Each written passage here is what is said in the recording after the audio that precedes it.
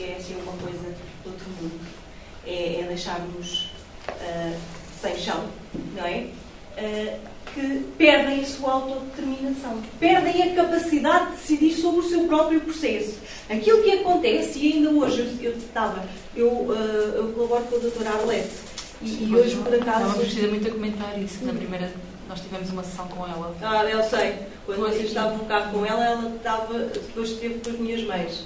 Eu costumo dizer as minhas mães. E ela falou desta sou uma pessoa muito rica, a sério, tenho muitas mães e muitos pais, felizmente. Bom, pronto. E aquilo que acontece muitas das vezes é que a família, quando recebe um diagnóstico, e hoje tive claramente esse, e ainda bem que aconteceu hoje, foi uma mãe que ligou para lá e disse: eu saí da consulta, mas eu não sei o que é que hei de fazer. Foi como se lhe tivéssemos tirado aquele papel de mãe que ela mantém. Ela nunca vai deixar de ser mãe daquele menino. Mas ela disse: eu só preciso que me digam, é para a esquerda? É para a direita? Façam alguma coisa. É colocar no outro a capacidade de decidir sobre aquilo que é a sua própria vida. Porque se eu lhe disser: olha, agora vamos para a psicomotricidade, agora vamos para a terapia ocupacional, agora vamos para a musicoterapia, ela faz tudo. Mas ela, enquanto indivíduo, enquanto pessoa, vai deixar de existir. Aquele reconhecimento e aquela necessidade de olhar para si quase que desaparece. E nesta ideia daquilo que é a autodeterminação, surge o projeto, que é muito acarinhado e do qual eu gosto muito, é as oficinas de pais. As oficinas de pais existem, é um projeto que está a decorrer a nível nacional, e o objetivo é precisamente, enquanto mediação, dar novamente voz e valor aos pais. Mas não é eu, enquanto Susana, enquanto facilitadora, que lá estou. É eles próprios olharem para si, olharem para o espelho e não dizerem: eu olho para o espelho e não vejo nada. Quando eles me dizem isto, eu digo: impossível! Tem que ver lá alguma coisa, o espelho tem que devolver alguma coisa. Não é? Porque quando ele não devolve, significa que eu perdi completamente a capacidade de olhar. E já estou numa fase de automatismo. Ok, agora eu vou para a terapia, agora vou para a fala, agora vou para não sei o quê. E isto deixa-me completamente exausta. Não é? Faz com que os pais muitas das vezes entendam aquilo que é um burnout. É o estado de exaustão. E, neste sentido, aquilo que se pretende com as oficinas de pais é dar novamente a ênfase à mãe, mas não é ser simplesmente a mãe do Alexandre, a mãe do Leonardo, a mãe do Gil, a mãe do André, nem a mãe da Maria. Não.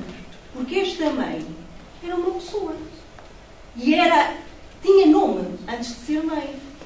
E não sei se quem tem filhos há de ter essa percepção muito melhor do que eu, mas, e eu costumo fazer este exercício, quando nós colocamos no telemóvel, nós dizemos sempre a mãe do Leonardo. Como é que se chama a mãe do Leonardo? Não sei. Sei lá, é a mãe do Leonardo, que vive ali e ele anda não sei aonde. Certo, ok, pronto, tudo bem. Então, e depois a seguir continuamos. É a mãe da Cristina. É a mãe da Cristina. Então, e a mãe da Cristina como é que se chama? Não sei. Mas era importante. Claro que era. Em sistémica, nós costumamos dizer muitas vezes que 1 mais 1 não são 2, são 3. Porque eu, Susana, não perdi a minha individualidade quando me casei com o Hugo, mas construí um nós. Há um terceiro. E poderá haver um quarto. Logo que eu deixo de fumar. Tem que sair à noite. Desculpa. Eu não resisti a esta. Mal se sentem ideias, muitas vezes deixam de fumar. Eu tenho uma colega minha que diz: vai tratar disso, que depois deixa de fumar. Exato, também pode ser o contrário. Ok, vai ser uma hora. Ou do cansaço. É possível. Então, quero-vos falar um bocadinho daquilo que são as oficinas de pais. Aconteceu uma edição experimental, porque nós não sabíamos como é que havíamos de organizar este projeto e nem tão pouco percebíamos que estes pais estavam perdidos, que não sabiam qual era o percurso, que já se tinham muitas das vezes anulado. E para quem trabalha com pais, com crianças com deficiência, percebem que eles são automáticos. Porque eles sabem que às 8h50 que tomam a terapia da fala, mas às 9 e não sei quantas têm que estar obrigatoriamente ali. E aí, se o carro da frente vai um bocadinho mais devagar, aquilo vai me estragar tudo, porque aquilo vai nós lhe perguntamos, então, e quando é que é o tempinho para estar consigo? Comigo? Ai, não dá. Depois do deitar, eu tenho que ir fazer as mudas da cama, depois tenho que ir fazer não sei o quê, depois tenho... E ainda durante a noite ele acorda, portanto eu acordo também. Não há tempo. E por isso também não percebíamos exatamente quais eram as necessidades. Então resolveu-se fazer uma edição experimental. Pais e profissionais começaram a trabalhar em conjunto, sendo que as grandes propostas desta oficina eram verbalizar, ouvir e exorcizar angústias com orientações. Porquê orientações? Porque existe sempre um elemento que está a acompanhar o grupo, que é o papel do facilitador. O papel do facilitador é precisamente... Há uma música do Pedro Abrunhosa que é construir pontos entre nós. Acho que é assim. Sou um bocadinho má com músicas. Mas eu costumo comparar os pais de crianças com deficiência ou de jovens como ilhas que, quando recebem um diagnóstico, tendem a fechar-se. Fazem um movimento científico em que ficam todos fechadinhos sobre eles e raramente conseguem falar com alguém. E exorcizar, então, as emoções, aquilo que sentiram, esqueçam. Então, vamos exorcizar para construir pontes entre nós, pontos de comunicação. É esse o papel do facilitador, é criar eles, facilitar a comunicação. Reconhecer pares, trabalhar em equipa com profissionais, adquirir e partilhar informação num clima teórico-prático integrante nas vivências de cada um. E isto porquê? Porque, e é isto, para quem trabalha com famílias, com crianças com necessidades educativas especiais, também percebe claramente que cada um tem a sua própria necessidade. Há uns que se arregaçam logo as mangas e dizem: então vá, vamos trabalhar, o que é que temos que fazer? E há outros que ficam e mexem os olhinhos. E nós ficamos muito preocupados. Mas aquilo que eu consigo, e enquanto facilitadora, perceber é que mais facilmente eles colocam tudo entre eles, entre pares, porque há facilmente uma identificação com o outro do que colocam ao técnico, porque às vezes ao técnico e ao médico é: ai, se calhar isto é estúpido, se calhar eu não devia dizer muito bem isto. E eu já tive famílias que me contaram de tudo. Uma delas só dizia: se ele ao menos morresse, eu ficava diferente, eu tinha uma vida diferente. E isto é muito difícil. E é muito difícil eu, enquanto mãe, sentir isto e poder dizer isto a um técnico. Porque, a dada altura, é: oh meu Deus, o que é que ele vai pensar de mim? Vai pensar que eu sou uma péssima mãe. Não. Enquanto mães e enquanto grupo, não há julgamentos. Porque, de certeza absoluta, que já em algum momento houve alguém que disse, ou que sentiu exatamente a mesma coisa, simplesmente não teve a coragem de dizer. É o encontro que é tão importante. Esta oficina experimental teve uma duração de 36 horas. Tiveram 23 pais, e com filhos com diferentes idades e diferentes deficiências. Vieram de Lisboa, Porto, Espinho, Faro e Évora. Ainda hoje nós temos... esta oficina experimental foi conduzida pela professora Júlia Serpa Pimentel, do ISPA, que tem uma larga experiência na área da intervenção precoce. E então, ela, quando é ideias assim fantásticas, agarra e leva tudo à frente, como eu costumo dizer. E leva mesmo tudo à frente, acreditem em mim. Ela às vezes até a mim me leva. A sério. Então, principais objetivos. Aquilo que se conclui nesta oficina experimental é que tínhamos que criar grupos de apoio emocional que fossem constituídos por famílias com filhos com deficiência, visando a gestão de emoções e a compreensão dos efeitos que a existência de um filho com deficiência tem para si próprio e para famílias. Ou seja, descentrarmos muitas das vezes daquilo que é a problemática do meu filho, voltar a reconhecer que eu existo.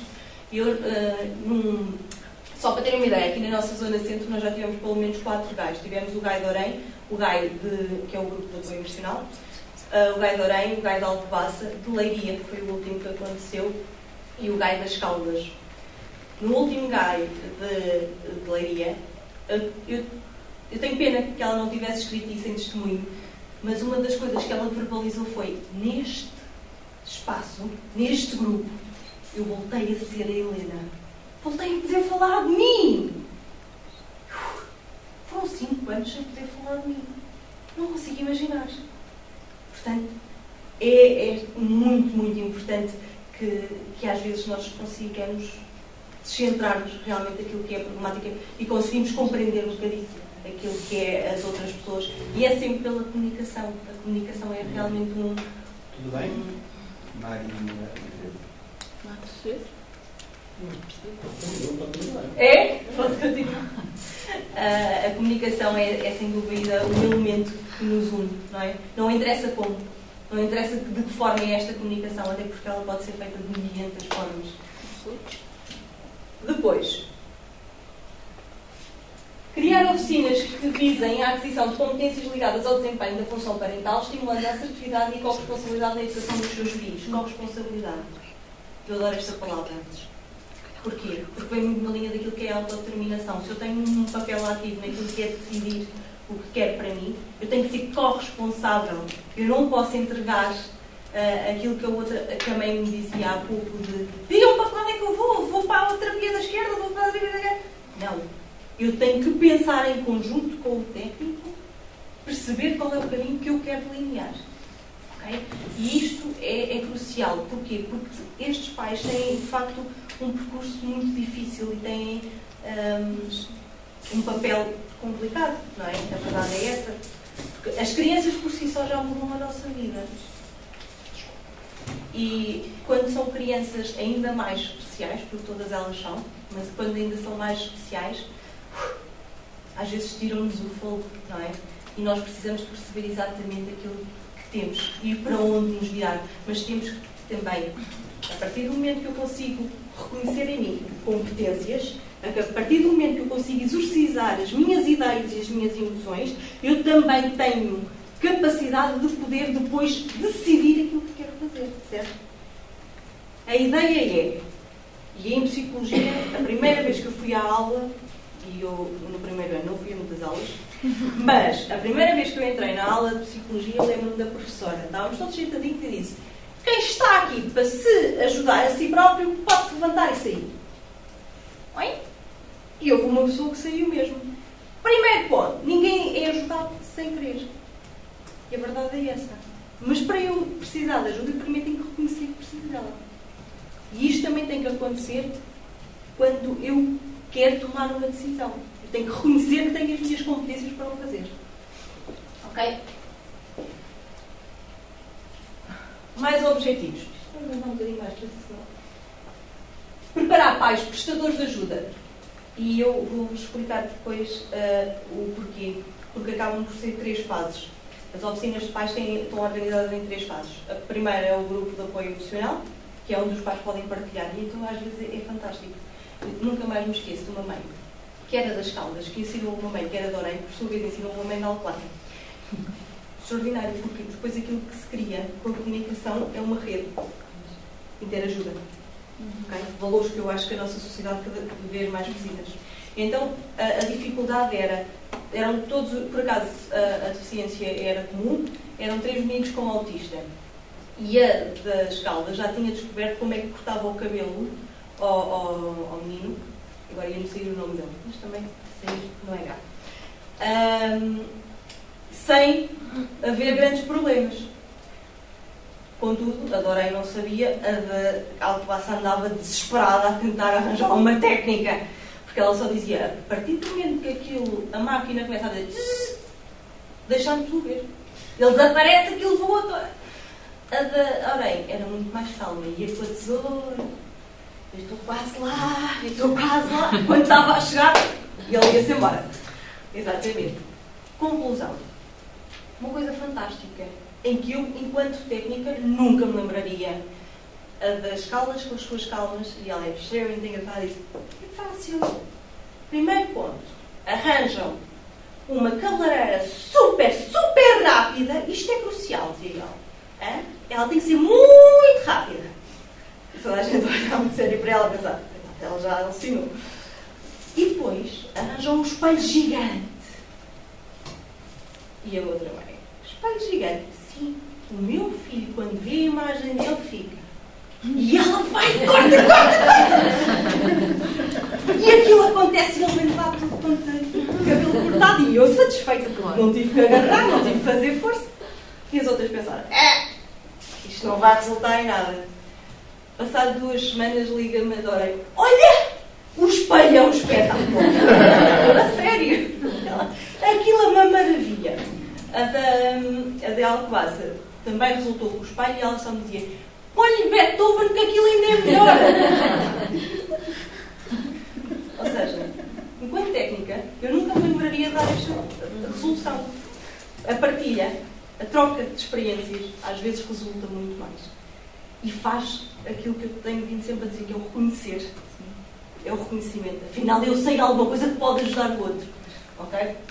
Então, este é o primeiro grupo de apoio emocional, em que existe esta partilha e esta troca de experiências. O segundo grupo é aquilo que nós chamamos do COR. É o grupo de corresponsabilização, em que há a aprendizagem, é um grupo mais formal, em que há uma aprendizagem propriamente da legislação. Perceberem exatamente aquilo que têm direito, aquilo que podem reclamar, mas quando nós temos, eu costumo dizer isto também muitas vezes, quando nós temos direitos também temos muitos deveres. E é importante nós muitas das vezes associarmos isto e percebemos que quando eu ganho um, a seguir vem lá o outro que está associado. E daí a corresponsabilização. Eu tenho que lá estar envolvido. O terceiro ponto, preparar pais prestadores de ajuda. É o terceiro nível, é sob a supervisão da professora Júlia Sérgio Pimentel. E aquilo que eu comecei por dizer é: mais facilmente um pai se abre com outro pai do que se abre com um técnico, certo? Porque é um par. Porque é identificar e o poder ouvir alguém dizer: eu sei o que isso é, eu já passei por isso, tem muito valor. Enquanto nós técnicos muitas vezes estamos lá: repare, o autismo, pronto, ok, é o diagnóstico, mas existe esta possibilidade. Esqueçam, porque quando, assim que nós falamos no diagnóstico de autismo, eles bloqueiam e ficam ali. E tudo o que nós possamos dizer a seguir não entra nada, porque eles já ficaram em choque, muitas das vezes. Eu tinha no outro dia um pai que me dizia: pronto, ok, certo, mas ele vai ser um adulto, ele não vai morrer até lá. E eu pensei: ok, ele literalmente não ouviu nada daquilo que eu disse. E ele continuava: mas ele não vai morrer, ele vai viver. Ai, pronto, então era isso que eu queria saber. Ou seja, há linguagem, há formas de falar que são muito mais acessíveis e são iguais quando se falam entre pais. Os pais prestadores de ajuda são pais que têm a capacidade, assim que há uma sinalização de uma família com um diagnóstico, irem até estes pais e poderem acompanhá-los naquilo que é o processo, porque há um processo de luto. Quer se queira, quer não, nós fazemos sempre uma imaginação daquilo que é a nossa criança, e quando a nossa criança não sai exatamente como nós esperamos, nós temos que fazer um luto, não é? Temos que ter ali um processo em que agora vou conhecer quem tenho, agora vou construir outra imagem. Depois, outro objetivo: assegurar a supervisão e enquadramento dos pais prestadores de ajuda de modo a garantir o rigor das intervenções. Isto é de extrema importância, não é? Porque eles não são psicoterapeutas, eles não estão lá para fazer, mas estão lá para acompanhar, para auxiliar aquilo que é o processo de luto. Promover a troca de saberes e fomentar relações de parceria entre pais e profissionais. Entre pais e profissionais. Ultimamente, face ao período económico em que nos encontramos, têm vindo, e há muitas associações que se criam e alguns movimentos que são contra os profissionais ou contra o Ministério da Educação e que se revoltam, e eu compreendo a revolta. Aquilo que eu não consigo compreender é quando eles me dizem que funcionam melhor sozinhos. Ninguém pode funcionar melhor sozinho. Isto é a minha perspectiva. Eu funciono melhor quando estou em parceria com alguém. Estou com uma câimbra que vocês não conseguem imaginar. Eu estava a tentar ser discreta e não consigo. Estas horas já está tudo ligado. Não, é que ela é de lado! Calcanhar. Ai, que horror! Mediação e intervenção. Observem. Como agir em caso de quebra. Onde é que eu ia? Já não sei. Não é aqui, é lá. Ai! Isto está a ser filmado. É um plano melhor. Não se vê bem. Não, é que eu ia fazer só um plano melhor para ficar registado. nos dão para esta imagem? Milhares! É muito bom com as mãos. É o que eu estou a dizer isto. Agora parte vai aprender isto. Ok. Facebook? Alguém vou falar das parcerias. É isto. Já tive casos de pessoas, de colegas de trabalho, que dizem que não conseguem trabalhar em parceria. Que é, mas também já reparei que as pessoas também não descompensadas. Há sempre qualquer coisita. Mas não conseguir trabalhar em parceria é sempre da parceria e não da pessoa. Neste caso, se existem várias pessoas que querem trabalhar em parceria e há um elemento-chave, serão as pessoas ou será o elemento-chave? Não sei. Porque... Exato. Se calhar podemos particularizar, não? Sem dúvida alguma que a visão de um técnico é sempre importante. A visão da família é crucial. E quando há a junção e a união de ambas as visões, então assim eu acredito que nós podemos funcionar e podemos caminhar num sentido muito, muito bom para aquilo que é o desenvolvimento da criança. Divulgar boas práticas de inclusão social que valorizem o envolvimento dos pais. Ao nível da inclusão social, o Pais em Rede tem agora um projeto que se espera que seja aprovado, que tem a ver com a inclusão no mercado de trabalho de jovens adultos com deficiência. E, acima de tudo, volta à palavra autodeterminação. É poder dar-nos a oportunidade de eles próprios também decidirem, porque aquilo que acontece muitas das vezes é nós encaminhamos. Eu sei porque tenho um irmão. Eu lembro-me quando ele entrou para a escola, aquilo que foi feito foi sempre uma condução, foi sempre um limitar. Quase que o Carlos nunca podia fazer grande coisa. E depois é assim, será que o Carlos não podia fazer grande coisa ou nós nunca o estimulámos para fazer grande coisa? Não é? Fica sempre essa dúvida. E quando ele entrou depois para o ensino profissional, aquilo que aconteceu foi: então, Carlos, tens jardinagem e tens jardinagem, o que é que tu queres? É um clássico, nunca percebi essa ideia da jardinagem. Porquê jardinagem? Adivinhem o que é que o Carlos escolheu? Jardinagem. Mas porquê jardinagem? Não sei, mas o que é certo é que o Carlos hoje... Ou mas que é pessoas com deficiência. Imenso, nunca E percebi eu essa usei muitas vezes a ideia. jardinagem, dá resultados fantásticos. Está bem, mas porque não é que já é tão associado. Não é só a jardinagem, há mais coisas que nós podemos dar a escolher. Já começa depois de dar algum é. Havia várias atividades e uma delas era a ginástica. Fizemos o jardim de raiz, que nos deu muito orgulho. Tudo bem. Não estou a dizer que a jardinagem. E até existem projetos. Não quero. A ideia é esta: é que vê-se a associação social. Mas há uma coisa. É que associação. Eu Concordo com o João, É que- nas coisas que eu também li, precisamente também falam nisso de ser. Eles são capazes de fazer Fazer mais do muito que mais coisas. jardinagem. É assim, eles vêm. Isso depende dos casos que são atendidos. Sim. E das Não, competências sem que têm. dúvida. E, Sem normalmente, dúvida. Mas- eles não vão sempre para a jardinagem. Por exemplo, no local onde eu trabalhava, a jardinagem era uma das atividades semanais. Sim. Mas infelizmente as respostas é que têm sido também cada vez mais diminutas e a jardinagem continua a ser a melhor resposta. Mas é verdade. Mas deixa-me só dizer uma coisa: o Carlos foi para a jardinagem, fez jardinagem, odiou a jardinagem e irritava-se imenso porque os outros colegas que não gostavam da jardinagem estragavam-lhe aquilo que ele fazia.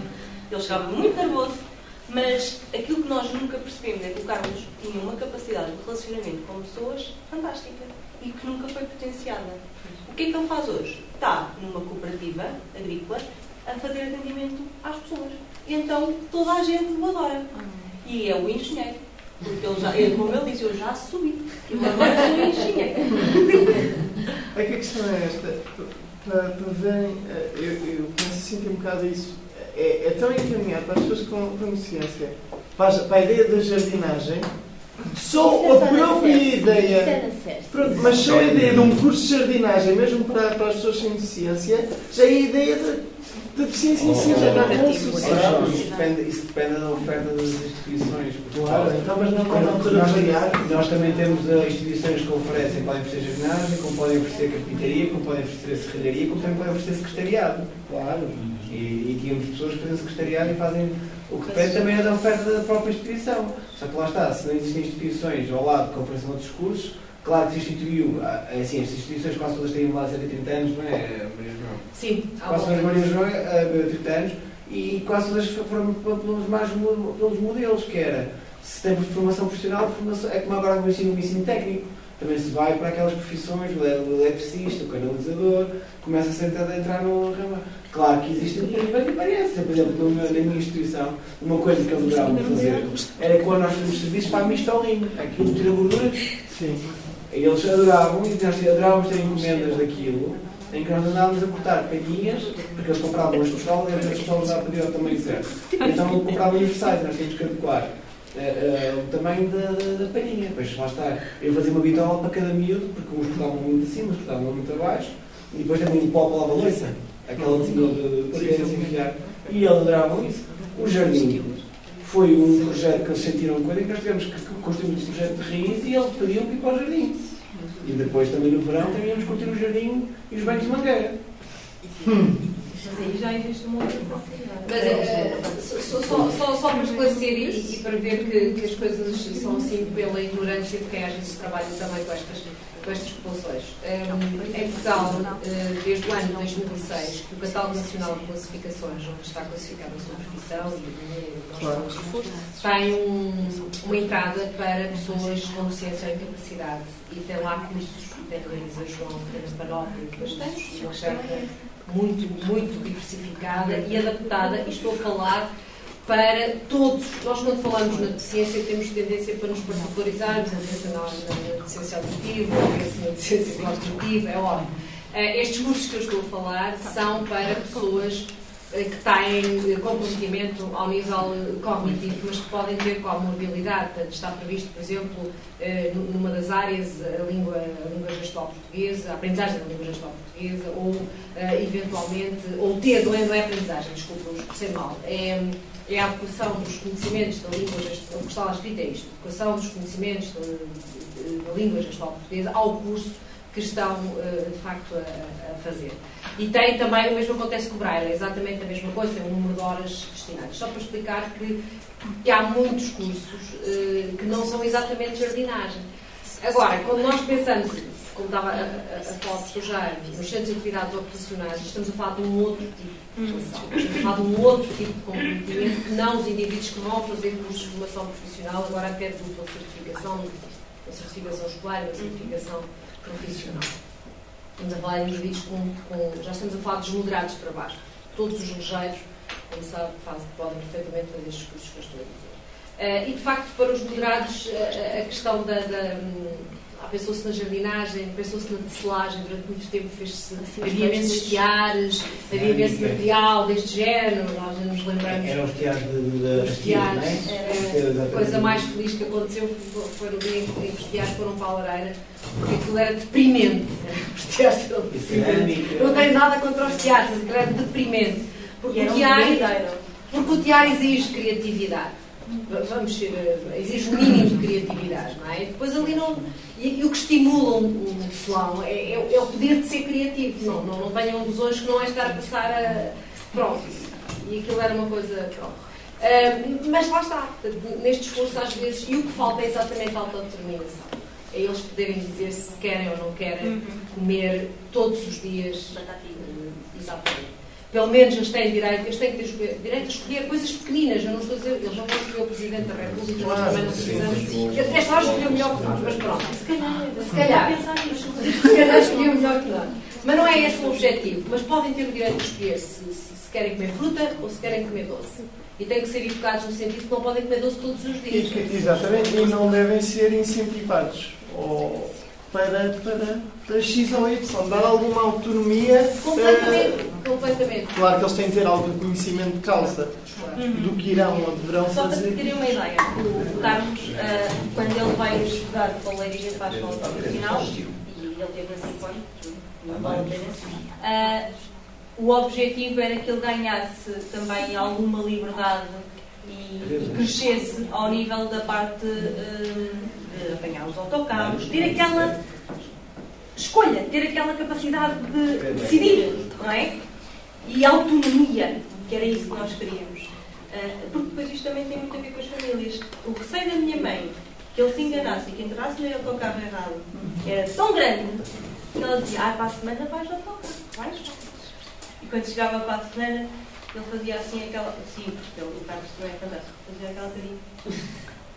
Para a semana, para a outra semana, tu vais de certeza. E ele até hoje nunca andou de autocarro. Andou uma vez, eu lembro-se assim... Ele disse, eu era muito pequenino, não era eu, foi. E fomos àquele parque do avião, pois foi. E perdemos o autocarro. Isso não era para ter lembrado. Foi comigo. Mas isto para dizer que no projeto que nós concorremos agora ao INR, a verdade é que o objetivo é precisamente ensiná-los, pelo menos, a andar nos autocarros, a ganhar autonomia, a terem autodeterminação. Ok, não é decidirem o Presidente da República nem se calhar o Primeiro-Ministro, pena. Mas é poderem decidir se hoje querem calçar o sapato preto ou se preferem o castanho porque é mais confortável e alguém envidra que é o preto. Não é? É reconhecermos aquilo que nós fizemos aos pais, a individualidade, reconhecê-los enquanto pessoas, é fazermos exatamente a mesma coisa com os nossos jovens. Agora fica aqui com uma dúvida. Ok, o objetivo é dar-lhes hipóteses de escolha. Claro que as escolhas têm de ser justificadas, mesmo por eles, não é? Ok, eles têm de decidir, ok, têm uma variedade de cursos onde escolher. Jardinagem, tecelagem, pronto. Eles têm de decidir com algo... Não, pronto, havia mais, mas foram... Sim. Pronto, eles têm de escolher com uma justificação. E como é que lhes explicamos que eles têm de ter uma justificação para escolher aquele curso sem qualquer tipo de incentivo a um ou outro? Mas nós todos somos incentivados e levados direta ou indiretamente. Mas o efeito é menor. Não sei se será. Quando os filhos não são condicionados no seu percurso pelos pais, pelos modelos, ou pelos amigos que não batem pelos amigos, etc. Eu vou-vos pedir algo que fiz há bocadinho. Vamos lá voltar aqui à nossa matriz para a nossa sessão agora, que é isto da mediação familiar, e vamos esquecer um pouco, que não estamos a esquecer, mas pronto, e voltar aqui ao que interessa. Eu ia pedir, Susana, nós já estamos também aqui a chegar ao limite da nossa hora. Qual é, em termos de perfil, qual é o perfil do mediador? Até onde é que ele pode ir? Na parte do sistema judicial? A todos os níveis. Vamos pensar no papel do mediador. Facilitador, pronto, facilitador. Uma das coisas, aquilo que se pretende acima de tudo é que seja uma pessoa extremamente sensível. Porquê? Porque temos de ter a capacidade de ler o desconforto do outro, de ler aqueles sinais comportamentais, não é? Agora, a verdade é que, ao nível do sistema judicial, eles exigem a licenciatura na área das ciências de educação, ciências humanas. Okay? Portanto, acima de tudo, são psicólogos, temos alguns professores também, sociólogos, mas pronto, sempre na área das ciências humanas. Aqui no projeto, o nível de facilitador é exatamente, por coincidência ou não, é exatamente a mesma coisa. As características são uma sensibilidade muito grande, uma assertividade maior ainda, porque às vezes temos que ouvir, e eu tenho um problema, eu sou muito expressiva facialmente, e enquanto eu ouço alguma coisa que não gosto, fico assim. E então, naqueles grupos, eu tenho que estar sempre o mais neutra possível. E a neutralidade é uma daquelas características base, quer no sistema judicial, quer enquanto facilitador. Outra característica que é fundamental é a não condução. Ou seja, a única coisa que nós temos de garantir, tanto num lado como no outro, é que haja respeito. Não é para mim, eu costumo dizer, não podem arrancar olhos, não podem agarrar os pescoços uns dos outros, ok? Isto é assim importante, não se podem insultar. E tanto em mediação como nos grupos de apoio emocional, isto tem de acontecer. Há valores que são essenciais e o valor de respeito tem que existir para que se possam ouvir e possam depois ter a capacidade de se colocar, de se encontrar enquanto comunicadores. E quando eu digo não podemos conduzir, por exemplo, na área do sistema, numa mediação propriamente dita pelo sistema judicial, nós nunca podemos dizer, olha, então e se o Luís ficar? Não. Porque se o Luís ficar, a ideia é minha e não é deles. Logo, não vai ter a mesma validade para quando a construção de um acordo entre as partes. A solução está em cada um dos indivíduos. Cabe-lhes a eles fazerem também essa descoberta. É uma descoberta também pessoal, de si mesmo. Ok? Não sei, fui... Acaba por ser um condutor também. Não faz a não condução, mas é um condutor para que os intervenientes também descubram esse caminho. Como chegar É um facilitador. Porque... Facilitador, É um termo giro, não é? É um termo. Há várias coisas que têm a ver com a tradução, de onde nós estamos a traduzir. Por isso não é. Isso mesmo. Mas nem conciliador não está. Não, até porque a conciliação já não é mediação. A conciliação, o indivíduo, o participante, já vai conciliar. Portanto, já dá opinião de não diga isso. Então está a dizer, está a conciliar. E o árbitro então decide. São as três formas que existem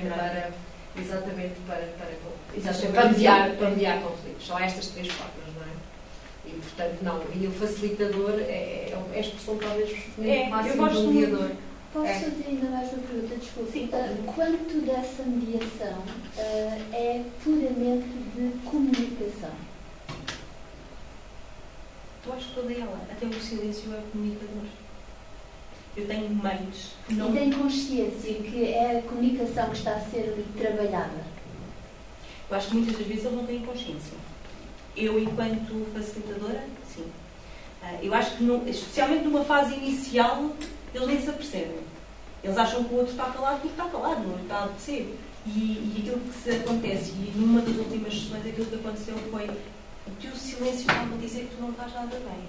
Foi uma mãe que veio para a outra. Eu já tinha percebido isso, eu só estava a olhar para toda a gente e só pensava, qual das suas alminhas vai ver que isto não está nada bem?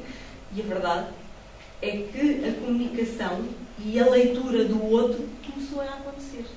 E ela fez rapidamente... E o terapeuta, neste caso o mediador, estimula e condiciona ou conduz esse alertar para a comunicação? Não o deve fazer. Não o deve fazer. Eu acho que se o fiz foi por uma situação assim muito grave. Mas essa neutralidade não pode também ser interpretada? Não, porque as partes é-lhes explicado, quando eles vêm para o processo de mediação, é-lhes explicado exatamente isso. Atenção que o mediador, o seu papel é, portanto, é claro, é transparente, é um processo completo, é dos processos mais transparentes que pode existir. O diálogo é a 2 ou a 3?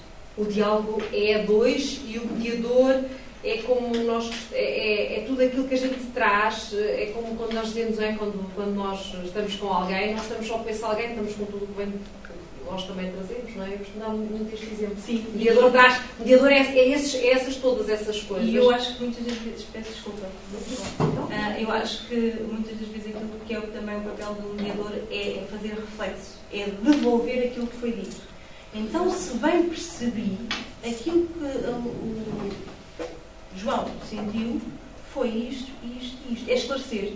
Porque aquilo que acontece é que muitas das vezes, quando nós ouvimos aquilo que dizemos na boca do outro, dá-nos assim uma coisa, não era bem isso que eu queria dizer. Espera lá, tenha calma. Percebeu mal. Acontece muito, é isso mesmo. Acontece muito. Quando nós devolvemos, enquanto mediadores, ficam logo as duas partes. É isso. Eu nem nunca pensei isso. Então, mas espera, eu até registrei aqui, disse, vou citar e preciso bem disso que eu consigo aqui, que eu registrei. Mas eu não disse isso. O nosso tom de voz, quando devolve, a pessoa está com uma raiva, diz aquilo com uma raiva, uma coisa, um ódio. E nós tentamos transmitir. A pessoa capta essa nossa... O mediador só pode ter exatamente isto. Não pode fazer mais do que ser um espelho. Só pode devolver. Eu acho que quem tem a noção daquilo que está a acontecer ao nível do processo de comunicação é quem tem conhecimento daquilo que é um processo de comunicação. Agora, eu acho que as partes sejam em grupo de mães, seja em sistema judicial, aquilo que acontece é que todos nós temos sensibilidade, não é? E quando ouvimos, percebemos logo, espera lá, isso está-me a tocar. Como diz o outro, a carapuça serviu-me. Agora a coisa mudou de figura, não é? E não é, se calhar, um alertar para um processo de comunicação consciente, não é o conhecer conscientemente, mas é ficarmos alertas. E eu acho que este alerta é mais importante do que, se calhar, às vezes conhecer propriamente. Agora há um consultor, agora há um inventor, agora aquela coisinha, aqueles passinhos todos, não é? É mais importante porque é a sensibilidade, é a leitura emocional que fica ali quase. Por isso é que a mediação não é mediador quem quer, é mediador quem consegue ser. Então com este ok. Exatamente. Já estamos a terminar já. Então, o que é isso, não é mediador quem quer? Pois, porque o mediador tem que ser um sujeito com profundo autocontrole. E não pode perder nunca pode correr o risco, como disse a Susana também, nunca pode correr o risco de é preferível num dado momento interromper uma sessão do que correr o risco de, sem querer, tomar o partido de uma das partes. E, portanto, interrompe. Ele tem o direito de interromper. E tem o direito até de ter um outro mediador. Sim, eu faço com o espelho, só faço mediação com o espelho e tenho que ter um mediador do lado de lá. Desculpe que eu sou leiga. Pronto, é sistémico entre a vida e a parte muito isto. Porque nós estamos numa sala que nós vemos isto muito americanos, não é? É um espelho e do lado de lá só se vê. Isso é mediação? Só se vê do. É assim. A questão de estar aqui, quando eu falei nesta questão do espelho, poderá-se não. A ideia é que a mediação permite que o mediador tenha um outro mediador ao seu lado. Com a mediação. E aí já é um ao lado do outro. Exatamente.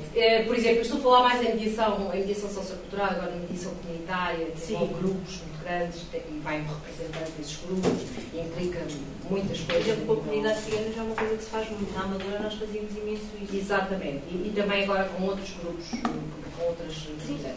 E então o que é que nós temos? Quando as situações se tornam, às vezes, ter alguém que está e que tem outra ideia, para além da nossa ideia, ainda tem uma outra ideia, e portanto nós podemos interromper a sessão, vamos conversar com essa.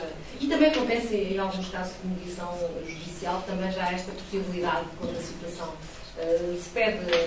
E isto também. Pronto, é preferível às vezes fazermos isto que eu estava a explicar do que corrermos o risco de. Ou também de não conseguirmos controlar às vezes a nossa raiva, não é? Porque às vezes estamos ali a ouvir coisas que estamos ali.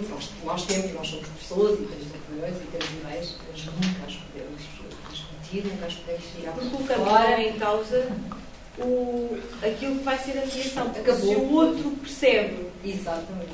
Às vezes, e lá está, eu, por exemplo, facialmente sou muito expressiva. E eu, quando estou em mediação, estou compreendo, claro que sim. Mas quando eu digo compreendo ao ato, eu logo a seguir para ouvir faço. Também não compreendo, com certeza que sim. Porquê? Porque eu tenho que garantir sempre que eu falo da mesma forma para um e para o outro. A partir do momento em que eu fizer assim, o outro vai dizer, estás feita com ele? Já percebi, isto não vai dar em nada. E acaba a mediação. Completamente. Porquê? Porque aquilo que ele vai fazer é voltar a fechar. Vai voltar a fechar, a hipervigilância está lá, a agressividade volta toda em pessoa e pronto, já foste. Basicamente, como diziam os juízes, já foste. Não há muito a fazer nessa altura. É um processo, difícil, muito difícil. Eu, por acaso, gosto de fazer em comediação. Eu também gosto, eu gosto muito. Eu sou muito expressiva também, emocionalmente sou muito irascível e, portanto, preciso de alguém que me vá pondo água na fervura, portanto, que me vá mantendo a temperatura ideal, mas sem deixar ferver, estão a ver? E depois tem outra vantagem, é que nem sempre nós estamos. Temos dias bons e temos dias maus, não é? E a outra pessoa pode ser aquilo que nos falta para contrabalançar um dia em que eu só me estou a centrar nas coisas negativas e vai o outro centrar-se nas coisas positivas. Perceber claramente isso, ter essa. Há uma coisa extraordinária que me disse a pessoa com quem fiz, disse uma coisa que eu nunca mais vou esquecer, que foi, ele só pode ser mediador de pessoas boas, assumindo claramente o que é uma pessoa boa, uma pessoa com boas intenções, uma pessoa que de facto tem um bom interior, uma pessoa que tem um bom sentir, um bom estar com os outros, que é boa no seu dia-a-dia, Eu lembro perfeitamente da primeira entrevista em que ele quase perguntava por a sua lingerie, quase que chegava a este ponto, ele queria saber tudo, o que é que nós fazíamos, quais eram os nossos hobbies, se tínhamos causa, o que gostávamos de comer, se éramos capazes de ir comer um dia num lugar todos às escuras, eles apalpadelos, se éramos capazes de fazer uma coisa dessas. Eu lembro perfeitamente, eu nunca na vida, eu adoro ver o que estou a comer, por amor de Deus. Isto dá imensas dicas sobre aquilo que as pessoas são, mas as pessoas só têm que ser muito espontâneas, muito sinceras. Eles topam muito isto, quem está a selecionar. Eu, por acaso, quando fui entrevistada para fazer o curso, aquilo que eu mais gostei foi: então, o seu nome, e eu tenho o nome Susana Catarina Ribeiro Espírito Santo Holanda, e ele diz o meu nome todo. Como é que gosta de ser tratada? E eu fiquei: oh, aqui importam-se comigo. E eu: pode ser mesmo por Susana. Porque isto cria automaticamente empatia com o outro. É você que está aqui à minha frente, João, como é que gosta de ser tratado? Eu preocupar-me consigo. E isto muda tudo. E a mediação é precisamente isso. É tocar-nos a operação, mas saber os sítios. Não sei se tem alguma necessidade. Em relação ao grupo de prestadores dos pais, Sim, esse grupo faz parte da Associação Pais em Rede. Sim, faz parte do projeto Oficina dos Pais. É o terceiro nível do E esse projeto é desenvolvido numa zona do país ou naquelas... Está a nível nacional, neste momento. Nós temos aqui em Leiria o núcleo de Centro-Oeste. Eu sou de lá.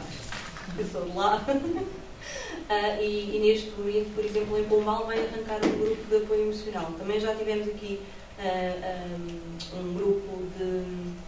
O COR, o segundo nível, também já aconteceu cá, na zona de Leiria, aconteceu ali em Alcobaça, na AMA. E estamos agora a tentar promover os pais prestadores de ajuda aqui na zona, ou pelo menos garantindo que ficamos com 2 pais prestadores de ajuda na nossa zona que nos possam socorrer, porque eu tenho escutado em Lisboa. E os pais que são indicados para frequentar esses cursos são indicados pelo hospital, pelos médicos, por outros pais? Ideia, eu sou um bocadinho... Olha, eu hoje era suposto ter falado com o Abrantes, ter ido para Abrantes falar. Eu vou a todo lado. Depois fui ao Google. Não foi nada. Não! Mas hoje era 2 da tarde. Não. E então era para ele ali. Por exemplo, uma das fontes de mão de obra das oficinas, faço a expressão, são as ELIS, equipas locais de intervenção precoce. É com quem nós temos tido assim reuniões constantes para eles nos indicarem pais para nos fornecerem para o hospital também. Era essa uma das perguntas, é que se tinha uma ideia da média de idade dos pais, com que idade teriam os filhos com deficiência destes pais? Se tinha uma ideia, só por curiosidade, da média, sei lá, se seriam mais pequenos, não os filhos, os filhos mais pequenos, maiores, adolescentes? Foi a primeira vez no grupo de Leiria que eu tive filhos mais velhos. Tive uma com 22. Foi a primeira vez que tive mais velhos, porque normalmente eles andam sempre médias de 8. Temos agora alguns mais pequeninos, começam a vir pais de crianças mais pequeninas, mas geralmente. E é frequente ir só um dos elementos? Isso é uma regra de ouro. Só vai um elemento. Só vai um elemento por casal. Se o outro, se o cônjuge, companheiro, parceiro, whatever, quiser ir, vai no grupo a seguir. Porque há coisas. Lembram-se daquela 1 mais 1, são nós? O eu, Susana, penso muita coisa que às vezes não digo aqui ao outro mais 1. Então eu guardo para mim. E mais facilmente, em grupo, eu digo aquilo que eu, Susana, penso, do que se tiver lá alguém. E nós tivemos essa experiência. Mas às vezes têm ações juntos, ou não? Dos pais? Com os companheiros? Não. Sim. Não. O grupo é todo feito, portanto, por só um elemento. Pensar no indivíduo. É o indivíduo, exatamente. Porque nós tivemos essa experiência no Algarve, em que aconteceu, o companheiro, foram um casal. E o que aconteceu foi, ela queria dizer, por exemplo, isto era como aconteceria se eu tivesse vindo hoje. Porque o Hugo é uma pessoa mais reservada do que eu. E falta o escudo deles. E então aquilo que acontecia no grupo do Algarve era, ela ia para dizer